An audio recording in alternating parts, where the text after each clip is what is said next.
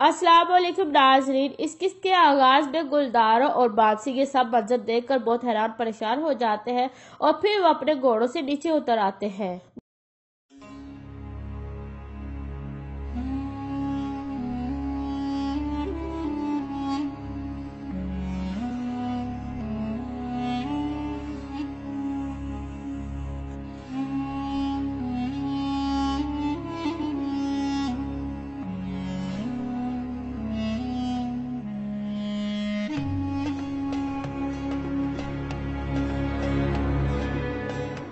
گندوز اپنے بابا کا خنجر اور تلوار دیکھ کر بہت پریشان ہو جاتا ہے اور گلدارو کو بتاتا ہے۔ گلدارو اپنے سپاہیوں کو کہتا ہے فوراً ارطغرل کو تلاش کرو۔ یہ سن کر سپاہی ادھر ادھر بھاگنے لگتے ہیں۔ پھر بامسی کہتا ہے میرا بھائی ترگت کہاں ہے؟ پھر بامسی کی نظر ترگت پر پڑتی ہے۔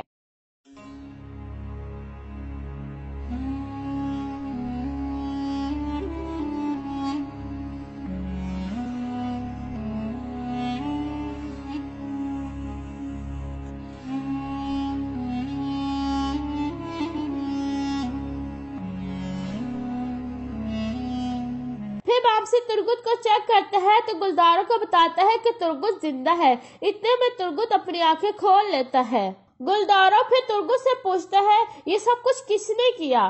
ترگت رک رک کر بتاتا ہے آرک بکا اور ببولت نے۔ پھر گلدارو پوچھتا ہے ارطغرل کہاں ہے؟ ترگت کہتا ہے وہ اسے لے گئے ہیں۔ گلدارو کہتا ہے وہ میرے بھائی پر تشدد کریں گے اور لازمی اس کا منہ کھلوانے کی کوشش کریں گے۔ پھر ترگت رک رک کر کہتا ہے برقی خاں کے سفیر کو تلاش کریں اور اس کے کپڑوں کی تلاشی لیں۔ پھر گلدارو اپنے سپاہیوں کو کہتا ہے جاسوس کو تلاش کرو اور اس کے لباس کی تلاشی لو۔ پھر بامسی کہتا ہے بھائی تم انشاءاللہ بہت جلد ٹھیک ہو جاؤ گے، ہم تمہیں بہت جلد حکیم ہرتو کے پاس لے جائیں گے۔ دوسری طرف کائی قبیلے میں ہیما خاتون کہتی ہے اب وقت آ چکا ہے کہ ہم ایک عظیم و شان شادی کریں۔ دوسری طرف ترگت کو قبیلے لے جانے کی تیاری مکمل ہو چکی تھی۔ پھر بامسی پوچھتا ہے گلدارو صاحب یہ آرک بکا کون ہے؟ گلدارو کہتا ہے ہلاگو کا سب سے خطرناک جاسوس ہے یہ، اور یہ بہت خطرناک ہے، یہی میں نے اس کے بارے میں سنا ہے۔ وہ ارطغرل کی زبان کھولنے کے لیے ہر طرح کا ہتھ کنڈا استعمال کرے گا۔ بامسی کہتا ہے میرا سردار کچھ بھی نہیں بولے گا۔ اسی دوران ایک سپاہی برقی خاں کا جاسوس کی ایک تلاشی لے رہا تھا اور اسے 2 خط مل جاتے ہیں اور بھاگ کر گلدارو کی طرف لے آتا ہے۔ گلدارو وہ سارے خط کھول کر پڑھنے لگتا ہے اور اپنے سپاہیوں کو کہتا ہے کہ ہمیں فوراً ارطغرل کو تلاش کرنا ہوگا، اس کے بغیر ہم قبیلے نہیں جا سکتے۔ گندوز کہتا ہے ببولت تم دنیا کے کسی بھی کونے میں رہ لو، میں تمہیں ڈھونڈ لوں گا۔ پھر ملک شاہ کہتا ہے حضور ہم تیار ہیں ترگت کو لے جانے کے لیے، تم قبیلے کو ساری صورتحال سے آگاہ کر دینا اور کہنا کہ ارطغرل زندہ ہے، ہم انہیں ڈھونڈنے جا رہے ہیں۔ اس کے علاوہ عبد الرحمن کو عمر قبیلے میں بھیجنا تاکہ وہ اربلگی خاتون کو بتا دے کہ ببولت زندہ ہے، ताकि वो एहतियाती तदाबीर ले सके। इसके बाद सिपाही तुर्गुत को उठाकर चल पड़ते हैं। इसके बाद एक गार का मंजर दिखाया जाता है जिसमें अर्तुल साहब को पहुंचा दिया जाता है। आरिक बुका अपने सिपाहियों को कहता है, जब तक ये होश में नहीं आता इसे दीवार के साथ बिठा दो। बिबोरत और आरिक बुका पास बैठ जाते हैं। आरिक बुका शराब पीने लगता है। बिबोरत कहता है, काई को मेरा शौक बनाएगा क्योंकि हमने उनके बहुत बेहतरीन सिपाही मार दिए हैं और हमने उनका सरदार भी पकड़ लिया है। आरिक बुका कहता है, और मैं किस लिए यहाँ आया हूँ अर्तुल? मैं सिर्फ खून बहाने आया हूँ ताकि दुश्मनों को खून कैसे रुला सकूं। बिबोरत कहता है, लेकिन ये जान लो कि अर्तुल एक सख्त आदमी है, इसकी जुबान खुलाना इतना आसान नहीं है। आरिक बुका कहता है, बिबोरत तुम भूल गए हो कि मैंने इस तरह के आदमियों की जुबान किस तरह खुलवाई है। ये हमें केच काउच, संदूक और सोने के बारे में सब कुछ बताएगा। ये मुझे हर चीज बताएगा। दूसरी तरफ गुलदारों का काफिला एक जगह पहुंचकर रुक जाता है। फिर वो घोड़ों से नीचे उतर आते हैं, निशान देखने लगते हैं। बामसी कहता है, क्या इससे आगे उन्हें पर लग गए हैं सरदार? इससे आगे तो निशान भी गायब है। गुलदारो कहता है, वह हलागु खा का सबसे बेहतरीन जंगजू है, वो अच्छी तरह से जानते हैं कि उन्हें क्या करना है। गुंदोस कहते हैं, हम अपने बाबा को अब कैसे तलाश करेंगे? गुलदारो कहता है, बामसी तुम इस इलाके के बारे में सब कुछ जानते हो, आप मुझे सब कुछ बताओ। फिर बामसी गुलदारो को सारी मालूमात देता है। गुलदारो कहता है, हम सारी रात जाकर अर्तुल को तलाश करेंगे। ये कहकर वो रवाना हो जाते हैं। दूसरी तरफ गार में बिबोरत कहता है, अगर अर्तुल मार गया तो गुलदारो उसका काम जारी रखेगा। आरिक बुका कहता है, तुम्हारी आंखों में मुझे काई कबीले का खौफ नजर आ रहा है, लेकिन मैं अच्छी तरह से जानता हूँ कि मुझे क्या करना है। इसी दौरान अर्तुल सब होश में आ जाते हैं और उनकी बातें सुनने लगते हैं। बिबोरत पूछता है, आरिक बुका तुम आगे क्या करोगे? आरिक बुका कहता है, मैं इनकी तमाम साजिशें तबाह कर दूंगा। इतने में अर्तुल साहब होश में आ जाते हैं। फिर वो दोनों अर्तुल साहब के पास आ जाते हैं तो अर्तुल साहब कहते हैं, मुझे लगता है कि हलागु को तुम्हारी जान प्यारी नहीं है, क्योंकि हलागु को अच्छी तरह से जानता है कि जो भी इस इलाके में आ जाता है मैं उसे खत्म कर देता हूँ। आरिक बुका कहते हैं, मुझे वो लोग बहुत अच्छे लगते हैं जो पकड़े जाने के बाद भी अपनी ताकत आजमाते हैं। तुम मेरे सबसे बहादुर दुश्मन हो। फिर अर्तुल साहब बिबोरत को कहते हैं, तो तुमने अपने गली का पट्टा पकड़ने के लिए किसी और को ढूंढ लिया अलबासी, अब अपनी दुम उठाओ और भौंकना शुरू कर दो। बिबोरत कहते हैं, जब मैंने तुम्हारे भतीजे सलमान को पकड़ा था तो वह भी ऐसे बात कर रहा था, तुम भी ऐसे बकवास कर रहे हो, लेकिन जब मैंने उसका सर शेर के मुंह में दिया तो उसकी बातें खत्म हो गई। मुझे अच्छी तरह से याद है और जब मैं उस चीज को याद करता हूँ तो मुझे बहुत सुकून मिलता है। आरिक बुका अर्तुल के पास बैठकर कहता है, मैं तुम्हें बहुत जल्द समझ गया हूँ, अब तुम भी मुझे अच्छी तरह से समझ लो, क्योंकि यहाँ से तुम्हें कोई भी नहीं बचा सकता। अब जो मैं चाहता हूँ वो तुम मुझे दे दो। अर्तुल साहब कहते हैं, तुम जानते हो कि मैं कैसा हूँ, लेकिन उन्होंने तुम्हें पूरी मालूमात नहीं दी, तुम मुझे कभी भी कंट्रोल में नहीं कर सकते हो। आरिक बुका कहता है, तो तुमने मेरा खून बहा दिया अर्तुल, अब हम असल में दुश्मन हैं। बिबोरत कहता है, आरिक बुका हम इसे फौरन मसलते हैं। आरिक बुका कहता है, बिबोरत साहब दुश्मन को आहिस्ता आहिस्ता तड़पाना चाहिए ताकि वो तरफ तरफ कर बढ़े। फिर आरिक बुका अपने सिपाही को कहता है, मेरा तशद्दुद वाला कांटा लेकर आओ। दूसरी तरफ काई कबीले में सब लोग मामूल के मुताबिक काम कर रहे थे। इतने में कबीले का ढोल बजता है तो सब लोग इकट्ठे हो जाते हैं। काई कबीले के सिपाही तुर्गुत को लेकर कबीले पहुंच चुके थे। तुर्गुत की इस हालत को देखकर सब लोग बहुत गमगीन हो जाते हैं। इतने में हकीम हरतुक आ जाता है। हेमा खातून हकीम हरतुक को बताती है कि तुर्गुत शदीद जख्मी है। फिर हकीम हरतुक कहता है, सिपाहियों तुर्गुत को फौरन शिफा खाने में ले जाओ। फिर वो उसे उठाकर शिफा खाने की तरफ बढ़ते हैं। फिर हेमा खातून मलिक शाह से पूछती है, ये किसने किया है? मलिक शाह कहते हैं, एक लड़ाई हुई थी, उसी दौरान हमारे बहुत सारे सिपाही शहीद हो गए हैं। मर्गिन और दुमरुल भी शहीद हो चुके हैं। ये सुनकर सब लोग परेशान हो जाते हैं। फिर हेमा वालदा पूछती है, अर्तुल कहाँ है? मलिक शाह कहता है, वो पकड़े गए हैं, गुलदारो साहब उन्हें तलाश करने गए हुए हैं। हेमा वालदा कहती है, मलिक शाह तुमने सर नीचे क्यों किया हुआ है? अपना सर ऊंचा करो, हम सर को काटते हैं। फिर हेमा खातून पूछती है, ये सब कुछ किसने किया था? मलिक शाह कहता है, बिबोरत ने। ये सुनकर सरजा खातून कहती है, क्या वो कुत्ता मारा नहीं था? मलिक शाह कहते हैं, नहीं, उसने बगौरों के साथ मिलकर हमारे लिए ये जाल बिछाया था। ये सुनकर सब लोग शोर मचाने लगते हैं। हेमा खातून कहती है, काई कबीले के लोगों, हमें परेशान होने की जरूरत नहीं है, हमारा सरदार जिंदा है और वो हमारे लिए कुछ भी करेगा। इस बार हम अपने सरदार की मदद करेंगे। कबीले के लोग सरदार को ढूंढेंगे और हम लोग जंग की तैयारी करेंगे। इसी दौरान तुर्गुत का इलाज चल रहा था। हकीम हरतुक कहते हैं, इंजन तुम फौरन मरहम तैयार करो, हमें फौरन तुर्गुत का खून रोकना चाहिए। इतने में हेमा खातून आ जाती है और कहती है, तुर्गुत का क्या हाल है हकीम हरतुक कहते हैं, इनका जख्म गहरा है, जिस किसी ने भी ये किया है वो इसलिए किया है ताकि ये तरफ तरक मरे। हेमा खातून कहती है, सब कुछ बिबोरत ने किया है। फिर हकीम हरतुक हेमा खातून को बाहर जाने का कहता है और यहाँ पर इस एपिसोड का इख्तिताम हो जाता है। डिस्क्रिप्शन में लिंक दिया जाता है, तो उस चैनल को भी सब्सक्राइब कर ले, वो हमारा दूसरा चैनल है।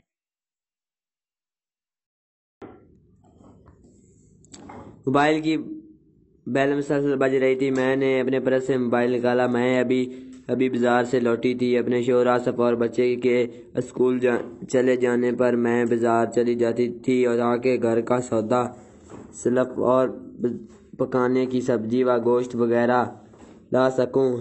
जब तक बच्चे स्कूल से आते मैं खाना तैयार कर लेती थी। मोबाइल स्क्रीन पर जमगाता नंबर को देखकर मैं मुस्कुरा दिया।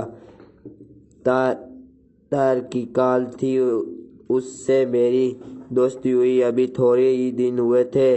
हम चंद माह पहले ही शहर हैदराबाद में आए थे। पहले हम कराची में रहते थे। वहाँ सब अपने अजीज रिश्तेदार मौजूद थे, इसलिए कभी बोरियत ही नहीं होती थी। शादी के बाद ससुराल में आई तो वहाँ भी भर घर मिला था। सास, नद्दा व जेठानियाँ और उनकी ढेर सारे बच्चे थे। कभी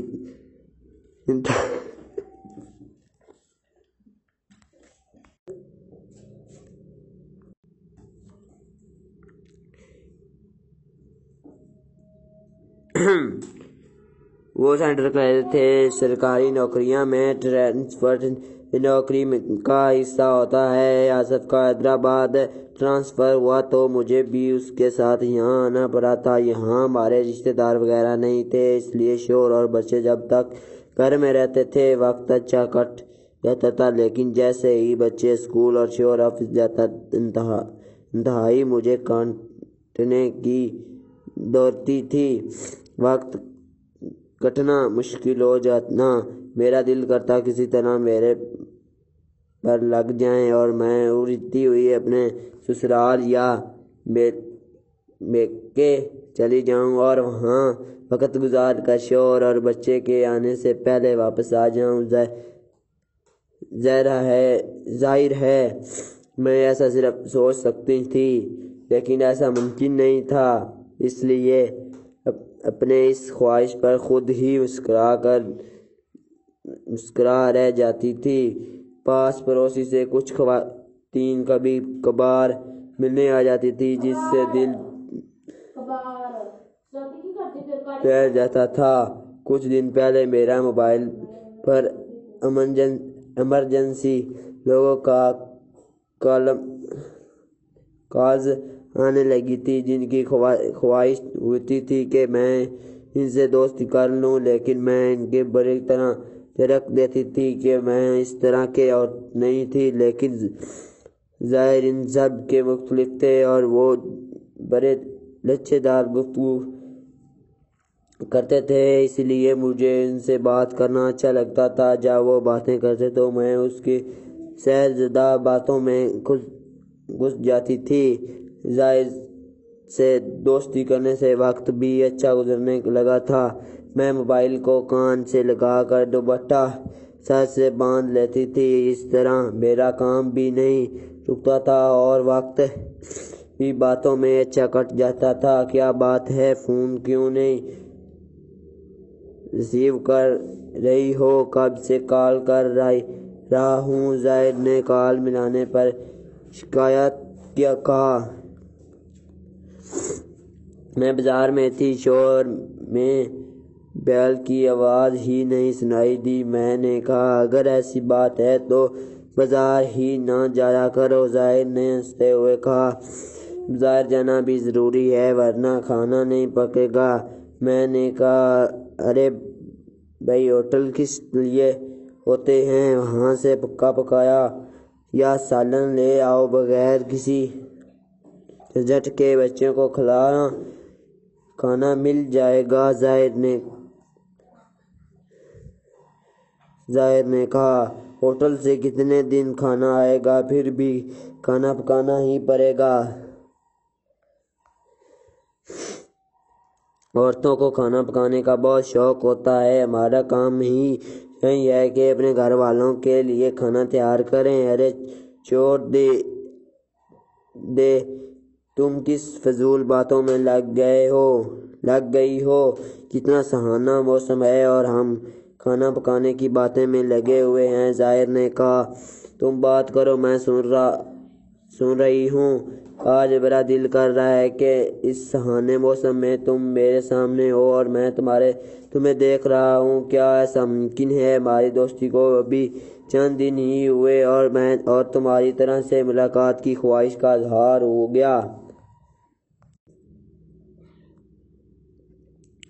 اچھا چلو روم میں چلو، بہت ٹھنڈ ہے۔ وہ اسے اپنے روم میں لے آیا، بیڈ پر بیٹھا اور پانی پلایا۔ اب بتاؤ کیا ہوا؟ وہ اس کے سر ہاتھ پھیرتے ہوئے بولا اور بیڈ پر ہی بیٹھ گیا۔ کیا بتاؤں دادی؟ وہ روتے ہوئے بولی، میری زندگی میں سکون کیوں نہیں ہے؟ آج جب میں سب کچھ بھول گئی تھی تو کیوں شہریار میری زندگی میں آیا؟ ایک زاویہ ہے جنہیں ہمیشہ سے میری خوبصورتی سے پیار رہا، اور ایک شہریار ہے جو میرے منگیتر رونے کے باوجود مجھے کسی اور کے پاس چھوڑ کر چلا گیا۔ ایک نے مجھے بیچا اور دوسرے نے خریدا۔ وہ ان کے گلے لگ کر پھوٹ کر رو دی۔ پر حیات، اتنا سب ہونے کے بعد بھی زاویار نے تمہیں اپنایا۔ اگر وہ ایسا نہ کرتا تو تمہیں کہاں جاتی؟ وہ تمہارا شوہر ہے اور تمہاری طرف مائل بھی ہونے لگا ہے۔ انہوں نے اسے الگ کیا اور اس کے آنسو صاف کرتے ہوئے بولی، تم اسے تھوڑا سا پیار دے کر دیکھو اور ساری زندگی کے لیے تمہارا ہو جائے گا۔ وہ تم سب بہت پیار کرتا ہے، میں نے اس کی آنکھوں میں دیکھا ہے۔ وہ انہیں دیکھتی رہی بس فنکشن والی رات سے، جب سے زاویار نے حیات اور شہریار کو ساتھ دیکھا تھا۔ اسے ایک عجیب سی فیلنگ تھی کہ کہیں حیات اسے چھوڑ کر نہ چلے، پر اس کے موڈ سے ایسا بالکل نہیں لگ رہا تھا کہ وہ زاویار سے ناراض ہے۔ وہ جیسے پہلے اس کے خیال رکھتی تھی، آج بھی ویسے ہی رہ رہی تھی۔ وہ آفس جانے کے لیے تیار ہو رہا تھا، حیات نے اس کے کاندھے پر ہاتھ رکھا۔ ہاں، وہ چونک گیا۔ کہاں کھوئے ہوئے ہو؟ میں کب سے آواز دے رہی ہوں، آپ کی طبیعت تو ٹھیک ہے نا؟ وہ فکر سے بولی، اگر تم میری ساتھ رہے گی تو مجھے کچھ نہیں ہوگا۔ وہ اس پر نظریں جما کر بولا، میں ہمیشہ آپ کے ساتھ ہوں۔ میں نے کہا جینا ہے۔ وہ مسکرائی، وعدہ مجھے چھوڑ کر کبھی جاؤ گی تو نہیں؟ کبھی نہیں، وہ تمنا سے بولی۔ وہ نظریں جما کر مسکرا گیا۔ آپ کے شوز اور واچ نکال دی ہے میں نے؟ وہ مسکرا کر ٹائی باندھنے لگا۔ وہ اس کی تیاری میں مدد کرنے لگی۔ میں جا رہا ہوں، اپنا خیال رکھنا۔ وہ اس کے گال پر یاتا رکھ کر بولا۔ آپ ابھی؟ وہ مسکرا دی۔ وہ بھی مسکرا کر باہر نکل گیا۔ شام کو 5 بجے والان میں گھاس پر بیٹھی تھی۔ سردیوں کی شام میں اس بار بیٹھنا اچھا لگتا تھا तब ही शहरयार ने उसे पकारा, तुम यहाँ। वो उठते हुए बोली, मैं जितना जानती थी तुम इसे टाइम यहीं हो गए, मैं तुमसे मिलने आ गया। वो उसके थोड़े करीब आया, मैं अपनी जिंदगी का आखिरी फैसला करने आया हूँ। क्या मतलब? वो ना समझी से बोली, मतलब ये कि मैं जानता हूँ इस घर के लोग के रवैया तुम्हारे साथ अच्छा नहीं है, तुम यहाँ कभी खुश नहीं रह सकती। तुम इस वजह से डिवोर्स ले लो।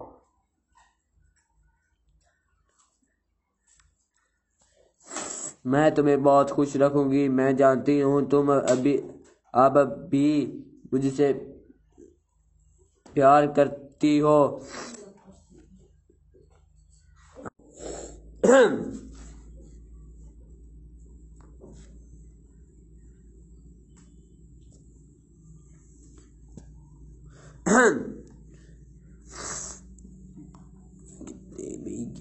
कितने गया रे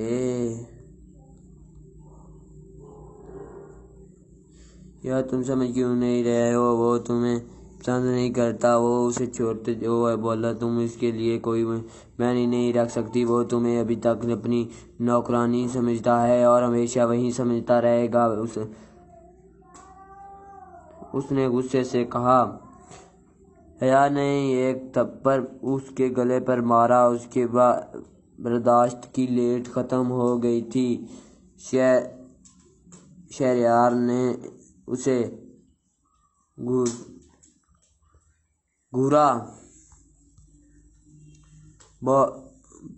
बहुत हो गया तुम्हारी बकवास। तुमने मुझे समझा क्या रखा है? तुम जब दिल चाहे किसी को दे दिया, जब दिल चाहे अपना ले लिया। मेरे अपनी कोई फैंगलेज नहीं है। तुम्हारी नजरों में वो गुस्से में रोते हुए बोली,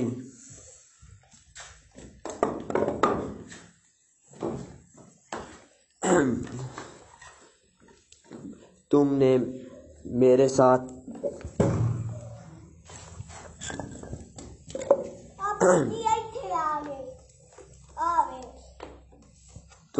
साथ क्या कुछ नहीं किया। तुम्हारा होने वाले बीवी थी, लेकिन तुमने पैसे की खातिर मुझे बेच दिया। ये प्यार करते हुए तुम मुझे से उसकी नजरों झुक गई। जब तुम्हें वजह मेरी कोई बुराई नजर नहीं आई, और आज जब उन्होंने मुझे दिल से अपना लिया है तो तुम्हें उनमें बुराइयां नजर आ रही हैं। मैंने कुछ नहीं किया। तुम मेरी खामोश की प्यार समझ बैठे। तुमने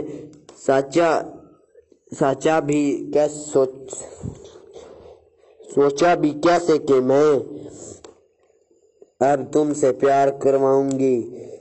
उसने अपने आंसू साफ किए। उस दुनिया में मुझे जितनी नफरत तुमसे है शायद ही किसी से हो। चले जाओ मेरी नजरों से।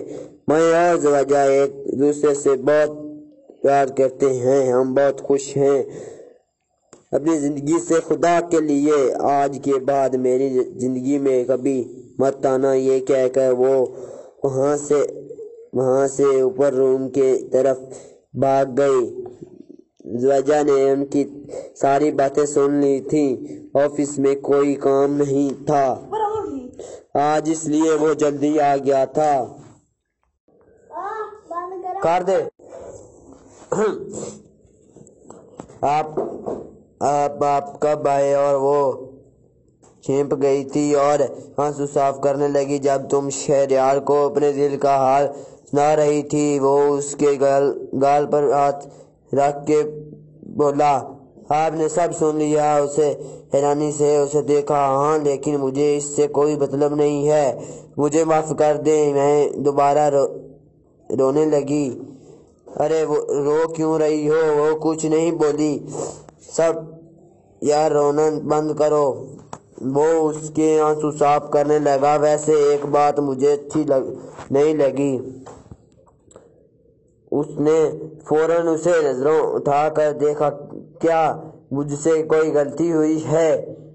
ہاں، غلطی تو ہوئی ہے۔ وہ دونوں ہاتھ اس کے چہرے پر رکھ کر بولی، وہ یہ کہ تم اپنی محبت کا اظہار پہلے مجھ سے کرنا چاہتے تھے اور وہ تم کس اور کو بتا کر آ گئے اور منسوئی ناراض ہو۔ واہ زوجہ، آپ نے تو مجھے ڈرا دیا تھا۔ مجھے سمجھ ہی پتہ نہیں کیا غلطی ہو گئی مجھ سے۔ تو یہ کوئی چھوٹی غلطی تو نہیں ہے؟ وہ کھڑی ہوئی۔ اچھا، وہ مسکرائی جب میڈم اس نے اسے خود سے قریب کیا اور مجھے اپنے دل کا خیال بتایا تو میری موڈ ٹھیک ہو گیا۔ میں آپ سے بہت پیار کرتی ہوں۔ وہ نظریں جھکا کر شرما کر بولی، اور مجھے بھی میری جان۔ اور زواج نے اس کے ماتھے پر اپنا پیار کا مہر لگائی۔ حیا کے چہرے پر مسکراہٹ آ گئی اور جو کبھی نہیں ختم ہونے والی تھی۔ آج سے اس کی ہر صبح روشن صبح تھی۔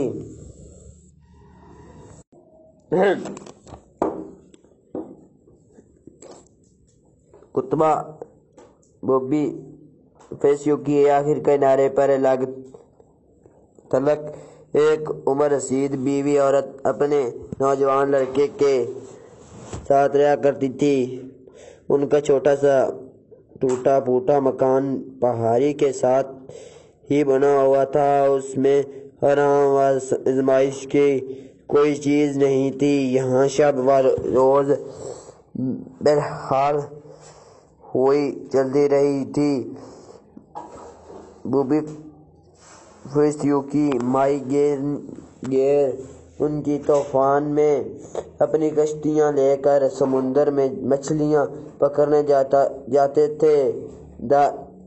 دور سمندری چٹانوں کے پیچھے ایک دبے کی ماند سنساڈا دکھائی دیتا تھا۔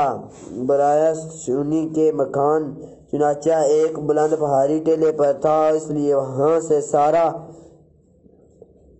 سڈانیہ کی خوبصورت برفانی پہاڑیاں اور ان پر بنے ہوئے عقدان مکانات صاف نظر آتے تھے، اور بعض اوقات تو یوں محسوس ہوتا جیسے یہ مکان پرندوں کے چھوٹے چھوٹے گھونسلے ہیں۔ برائے سونا کے مکان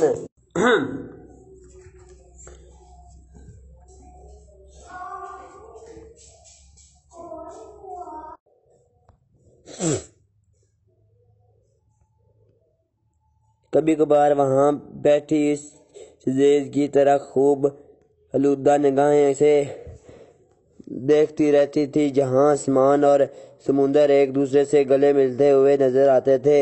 اس کے بیٹے کا نام انتونی تھا۔ وہ نہایت صحت مند اور خوبصورت جوان تھا۔ دونوں ماں بیٹے ایک دوسرے کو دیکھ کر جیتے تھے۔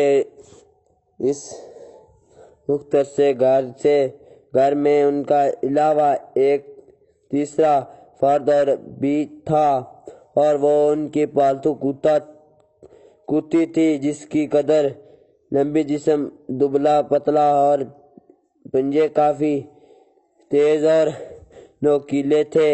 وہ شکاری کتی تھی اور بھی کبھار نوجوان انتونی کے ساتھ شکار کی مہم میں جایا کرتی تھی۔ ایک اداس شام کا ذکر ہے۔ نوجوان انتونی کسی بات پر ایک شخص ان کو جس سے جھگڑا ہو گیا۔ نکولس قصبہ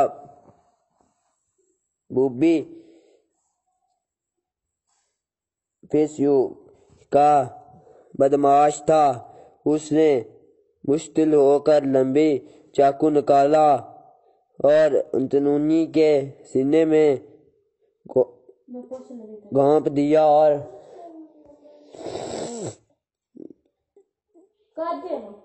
پھر لڑکے کے تڑپتی ہوئی لاش کو وہیں چھوڑ کر اسی رات سادانہ کی طرف بھاگ گیا۔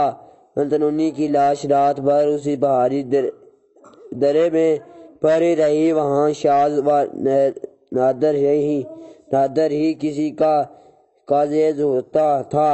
انتفاط چند ماہی گیر اور ادھر سے گزرے اور انہوں نے پہچان لیا کہ لاش بری سیوانی کے بیٹے انتونی کی ہے۔ وہاں لاش کو برایا کے مکان پر لے آئے۔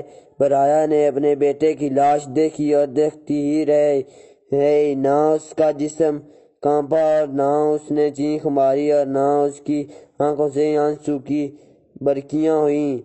وہ بس چپ چاپ خاموش پھٹی پھٹی نظروں سے اسے پیارے بیٹے کی لاش دیکھتی رہی۔ پھر اس نے اپنا جریوں والے ہاتھ آگے بڑھا کر اپنے بیٹے کے سینے پر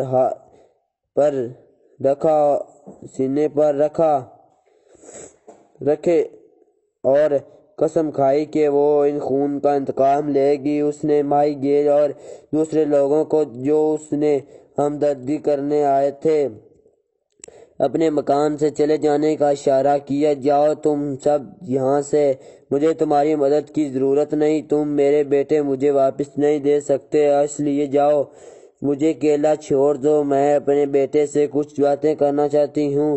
کسی نے کچھ نہ کہا۔ لوگ سمجھے کہ بوریا سیمنی کی دماغ چل گیا ہے۔ ان کی آنکھوں میں آنسو تھے اور چہرے سوگوار۔ جب سب چلے گئے تو بوریا نے مکان کے دروازے بند کیا اور انتونی کی لاش کے قریب بیٹھ گئی اور ڈیریں مار کے رونے لگی۔ کتیا اپنے مرے ہوئے آقا کے سرانے بیٹھی تھی۔ اس کا جسم بے ہوش و حرکت تھا۔ اس نے کئی مرتبہ سیت اور انتونی کے سر پر اپنا پنجہ رکھا اور سمجھ رہی تھی کہ شاید اس کا آقا سو رہا ہے، لیکن وہ اس سے پہلے تو کبھی اس وقت نہ سویا۔ اس نے منہ اٹھا کر بوریا سیمنی کے طرف دیکھا جس کا چہرہ آنسو سے بھیگا ہوا تھا۔ کتیا کو احساس ہوا کہ اس کا آقا مر چکا ہے، اس لیے اس کے حق سے ایک لمبی اور دلدواز نکلی جس سے سارا مکان گونج اٹھا، اور بوریا کو یوں معلوم ہوا جیسے انتونی کی موت پر مکان کے در و دیواریں ابھی رو رہی ہیں۔ کتیا کی رونے کی آواز مکان کے باہر کھڑے ہوئے چند عورتوں نے بھی سنی اور وہ سیکیاں بھرتی ہوئی وہاں سے چلی گئیں۔ بے چار انتونی، اس کی عمر ہی کیا تھی، زندگی کی صرف 20 بہاریں ہی اس نے دیکھی اور موت کے بے رحم ہاتھوں نے اسے دبوچ لیا۔ انتونی کی لاش بستر پر پڑی تھی۔ اس کا بھوری رنگ کا پرانا کوٹ جگ سے پھٹا ہوا تھا، سر کے بال نیچے ہوئے تھے، اس کے سارے جسم، سینہ، گردن، بازو اور ٹانگیں جمی ہوئی خون سے لتھڑے ہوئے تھے، لیکن اسے دیکھ کر کوئی یہ نہیں کہہ سکتا تھا کہ وہ مر چکا ہے، بس معلوم ہوتا تھا کہ وہ آنکھیں بند کر کے آرام کی نیند سو رہا ہے۔ روتے روتے یکا ایک بوریا چپ ہو گئی کہ اس کی آواز اپنے بیٹے کے چہرے پر گری ہوئی تھی اور لب کپکانے رہی تھی۔ شاید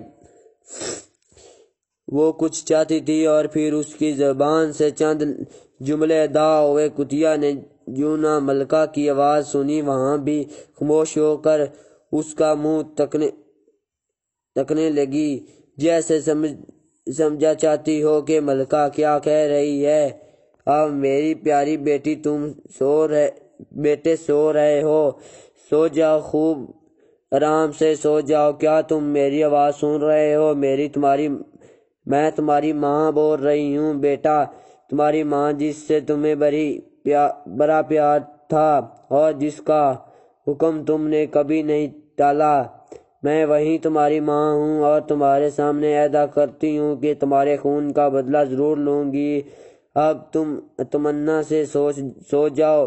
یہ کہہ کر وہ انتونی کی لاش پر جھکی اور اسے سرد اور کانپتے ہوئے ہونٹوں سے اس کا خون آلودہ پیشانی چوم لی۔ بوریا جو نہ چپ ہوئی، کتیا کے حلق سے رونے کی حیت آواز نکلی، پر اس نے اپنا منہ زمین سے چھپا لیا اور چپ ہو گئی، اور اس طرح وہ رات بوریا سیمانی اور کتیا سیمیلیٹی نے انتونی کے قریب بیٹھ کر روتے دھوتے گزار دی۔ دوسرے روز انتونی کے قبضے ہوئے بیبی فیوز کے چھوٹے سے گردنے کے قبرستان میں دفن کر دیا گیا۔ چند روز تک نوجوان کے دردناک موت کا چرچا لوگوں میں ہوا اور پھر سب بھول بھال گئے سوائے اس کی ماں اور اس کی کتیا کے، جو اس کی موت کے غم کے سینے سے لگائے ہوئے تھے۔ بوریا کی شاباش روز اسی فکر میں گزرنے لگی کہ انتقام لینے کی صورت کیا ہو۔ اسے اتنا پتہ چلا چکا تھا کہ جس شخص نے اس کا بیٹے کو مارا ہے وہ سیریون کا ایک گاؤں لونگو ساڈو میں چھپا ہوا ہے۔ یہ گاؤں بدماشوں اور گنڈوں کے پناہ دینے کے لیے بڑے مشہور تھا اور اکثر جرائم پیش لوگ انصاف کے ہاتھ سے بچنے کے لیے لونگو ساڈو میں پناہ لیتے کرتے تھے۔ بوریا سیمانی نے کسی سے بات کرتی اور نہ کہیں آتی جاتی، بلکہ مکان کے کھلی کھڑکیوں میں سے ایک میں بیٹھ کر سارے دن گاؤں ساڈو کی جانب غور کرتی جہاں اس کا بیٹے کا قاتل چھپا ہوا تھا۔ غصے سے اس کی بدن کا رو کانپنے لگا اور آنکھیں اشک بار ہو جاتی۔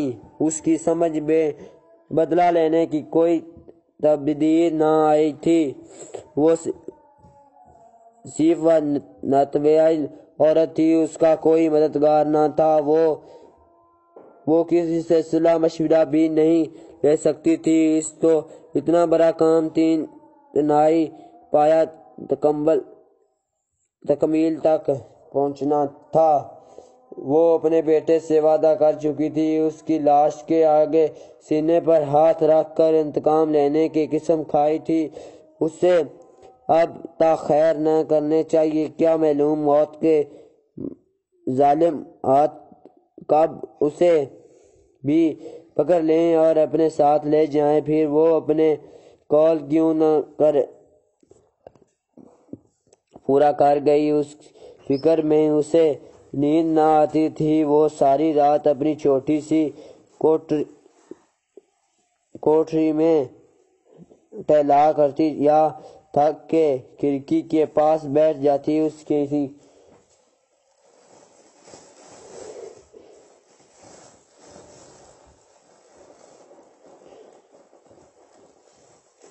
نے ساتھ لے جاتی، پھر وہ اپنے قول کیوں نہ پوری کرتی۔ اس فکر میں اسے نیند نہ آتی تھی۔ وہ ساری رات اپنی چھوٹی سی کوٹری میں ٹہلاتی یا پھر تھک کر کھڑکی کے پاس بیٹھ جاتی۔ اسے کسی پل چین نہ آتا تھا۔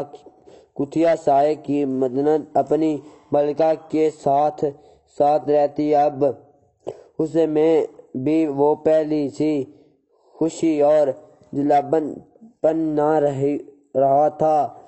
وہ شاذ و نادر ہی بھونکتی بس اپنی ملکہ کے پیروں تلے پڑی سویا کرتی، یا دل چاہتا تو اونچی آواز میں 2-3 مرتبہ رونے کی آواز نکالتی اور چپ ہو جاتی۔ شاید وہ اپنے آقا کو ڈھونڈتی اور پکارتی تھی۔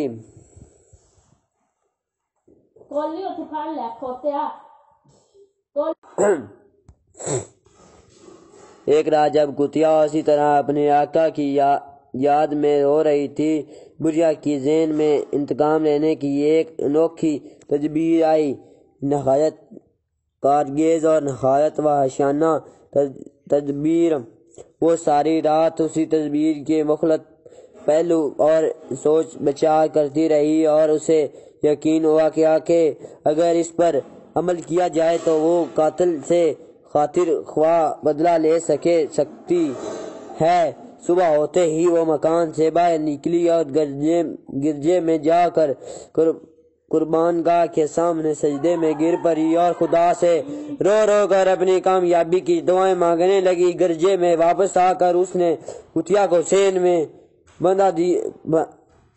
باندھ دیا اور اپنی کوٹری میں چلی گئی۔ اس کی نگاہیں ساری سردینا کے ساحل پر گری ہوئی تھی۔ اس روز کتیا سارا دن اور ساری رات بھوکی پیاسی سین میں بندھی رہی۔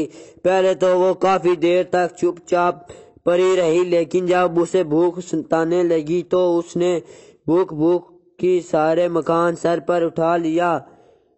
مگر بڑھیا سوینی اپنے کوٹری سے باہر نہ نکلی اور نہ ہی اس نے کتیا کو کچھ کھلایا پلایا۔ اس سے اگلے روز صبح وہ کوٹری سے باہر آمد ہوئی۔ اس کے بعد ہاتھ میں پانی سے بھرا ہوا ایک پیالہ تھا، وہ اس نے کتیا کے سامنے رکھ دیا۔ کتیا نے پانی پیا اور صحت سے دم ہلائی اور اب وہ روٹی یا گوشت کے چند لوتھڑے کے منتظر تھی، مگر بڑھیا نے سارا دن کھانے کے لیے اسے کچھ نہ دیا۔ اس کتیا بھوک سے اس قدر نڈال ہو چکی تھی کہ اس میں بھوک کی شکت بھی باقی نہ رہی۔ وہ آنکھیں بند کر کے پڑی رہی۔